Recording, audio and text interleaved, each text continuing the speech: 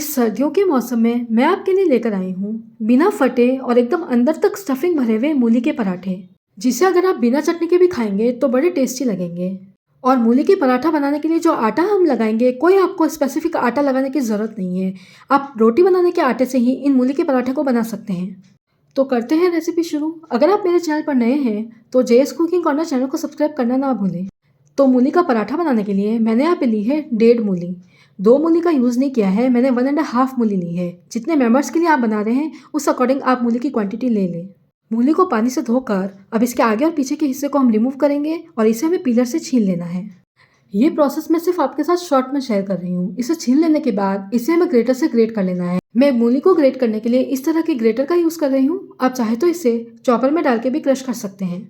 तो इस तरह से ग्रेटर से ग्रेट कर लेने के बाद अब इसका पानी हमें रिमूव करना है। तो अच्छे से इसे हाथों में लेकर हमें निचोड़ लेना है और पूरा पानी रिमूव कर देना है। पानी बिल्कुल भी नहीं रहना चाहिए इसके अंदर। अगर पानी रह जाएगा तो आपके मूली के पराठे फट जाएंगे और क्रिस्पी नहीं बनेंगे। तो इस तरह से एकदम अच्छे से हमें निचोड़ कर इसका पानी निकाल देना है।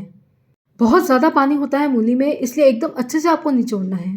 तो इस तरह से निचोड़ के सारा पानी हमने मूली का निकाल लिया है। ये देखिए, अब पानी इसके अंदर बिल्कुल भी नहीं है। अब जो स्टफिंग है हमारे बिल्कुल भी गीली गीली ना रहे, उसके लिए हम इसे सेकेंगे। तो कढ़ाई में हम डालेंगे 3 चम्मच तेल। तेल को हमें कर लेना है बढ़िया से गर्म। तेल गर्म होने के बाद 1/4 चम्मच डालेंगे हींग, जिससे बहुत ही बढ़िया फ्लेवर आएगा। और हींग को हम अच्छे से चटकने देंगे और गैस की फ्लेम कर देंगे स्लो। अब इस स्टेज पर हम यहाँ पे ऐड करेंगे 1/4 चम्मच हल्दी पाउडर और जो मूली हमने क्रश करके रखी है वो हम इसके अंदर डाल देंगे। हल्दी पाउडर ऐड करने से स्टफिंग का जो कलर है बहुत ही बढ़िया आएगा। जो प्रोसेस मैं आपके साथ शेयर कर रही हूँ, अगर उस प्रोसेस से मूली के पराठे बनाएंगे तो 100% परफेक्ट बनेंगे, कभी फटेंगे नहीं। इसी के साथ एक बारीक कटी हरी मिर्च हम इसके अंदर डाल देंगे। अब 2 से 3 चम्मच बारीक कटी धनिया पत्ती डालेंगे। अब इस स्टेज पर डालेंगे 1/4 चम्मच नमक। 1/4 चम्मच डालेंगे धनिया पाउडर। 2 चम्मच डालेंगे लाल मिर्च पाउडर। लाल मिर्च पाउडर की क्वांटिटी आप अपने अकॉर्डिंग ऐड कर सकते हैं, कम ज़्यादा जैसा आपको पसंद हो। 1/4 चम्मच डालेंगे अमचूर पाउडर, जिससे एक अच्छी खटास आएगी आपकी स्टफिंग में। इसी के साथ 1/4 चम्मच डालेंगे काला नमक। आप सोच रहे होंगे कि नमक हमने पहले ही ऐड कर दिया है, क्या वो पानी नहीं छोड़ेगा? बिल्कुल नहीं छोड़ेगा अगर आप मेरे तरीके से बनाएंगे तो। 1/4 चम्मच डालेंगे गरम मसाला पाउडर और इन सभी चीज़ों को मिक्स कर लेंगे और अच्छे से सेक लेंगे। अब इसे हम तब तक सेकेंगे जब तक कि ये ड्राई ना हो जाए। इसे आपको एकदम स्लो फ्लेम पे सेकना है। इस स्टेज पर अगर हम नमक को ऐड कर देंगे और अच्छे से सेक लेंगे तो वो पानी बिल्कुल भी नहीं छोड़ेगा। अगर आप सेकने के बाद नमक ऐड करते हैं तो वो पानी छोड़ता है। अगर आप इसी स्टेज पे नमक को ऐड कर देंगे तो नमक से सारा पानी रिलीज हो जाएगा और एकदम ड्राई हो जाएगा। और ये देखिए, स्टफिंग हमारी रेडी है। बिल्कुल भी गीली नहीं है, एकदम ड्राई हमारी स्टफिंग हुई है। इसे हम ठंडा होने देंगे और ठंडा होने के बाद ये और भी ड्राई हो जाएगी। एकदम पूरी तरीके से आपको ठंडा कर लेना है, उसी के बाद हम इसके पराठे बनाएंगे।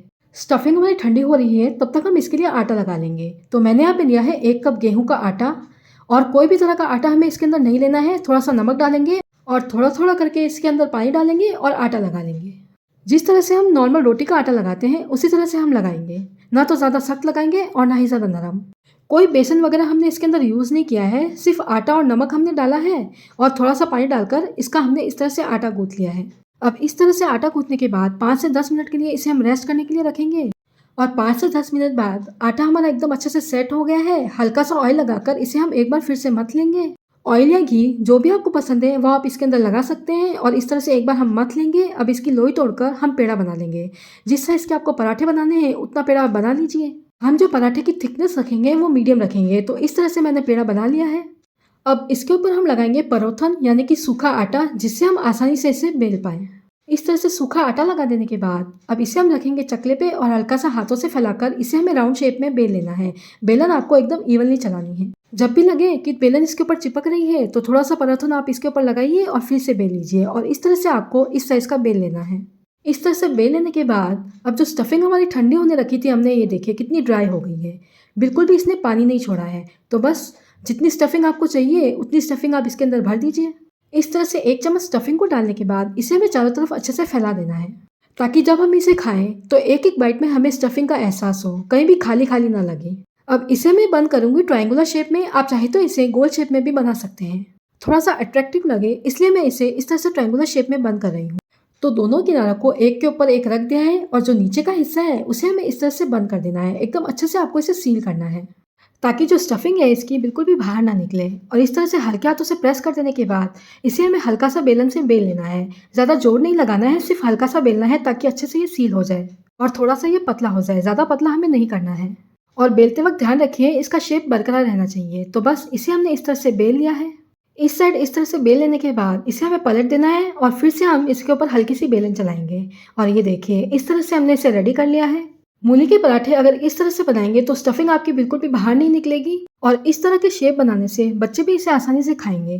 चलिए अब इसे हम सेकने के लिए चलते हैं। तो तवा मैंने पहले से गर्म होने रख दिया है। तवे के गर्म होने के बाद पराठा को हम तवे पे रखेंगे। तो जिस तरफ हमने इसे सील किया है उसे हमें ऊपर की साइड रखना है। गैस की फ्लेम हाई कर देनी है आपको। जब पराठा नीचे से सिकने लग जाएगा तब इसे हमें पलट देना है। इसे पलटने के लिए मैं इस तरह के पलटे का यूज़ कर रही हूँ।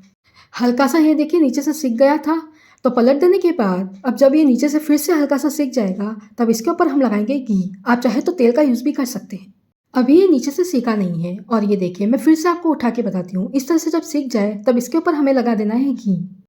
इस तरह के पराठे घी में ज़्यादा टेस्टी बनते हैं। आप चाहे तो ऑयल का यूज़ भी कर सकते हैं।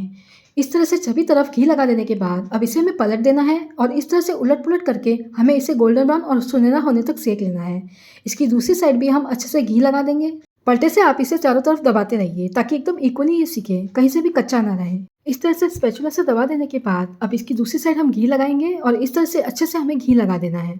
चारों तरफ घी को अच्छे से लगाना है, कहीं भी ऐसा ना लगे कि ये रूखा रूखा सा है। और ये देखिए जो कलर है पराठे का कितना सुनहरा आया है। सभी तरफ ये इक्वली सिका है, कहीं से भी कच्चा नहीं है। तो बस इसे हम एक प्लेट में ट्रांसफर कर लेंगे।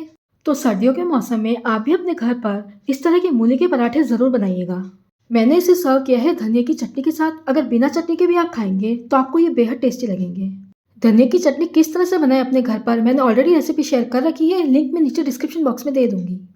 अब जो मूली का पराठा है उसे मैं आपको कट करके बताती हूँ और जो स्टफिंग है उसके अंदर कितनी अंदर तक भरी हुई है, कहीं से भी खाली नहीं है, ये भी मैं आपको बताती हूँ। इसे मैंने इस तरह से कट कर लिया है और ये देखिए इसे ओपन करके बताती हूँ। जो स्टफिंग है चारों तरफ फैली हुई है, कहीं से भी ये खाली खाली नजर नहीं आ रहा है। तो आप भी अपने घर पर इस सर्दियों के मौसम में इन मूली के पराठे की रेसिपी को जरूर ट्राई कीजिएगा। और अगर आपको मेरे इन मूली के पराठे की रेसिपी अच्छी लगी है तो वीडियो को लाइक और शेयर कर दीजिए। मिलते हैं इसी तरह की इजी, टेस्टी और इनोवेटिव रेसिपीज के साथ। तब तक के लिए bye friends, have a nice day.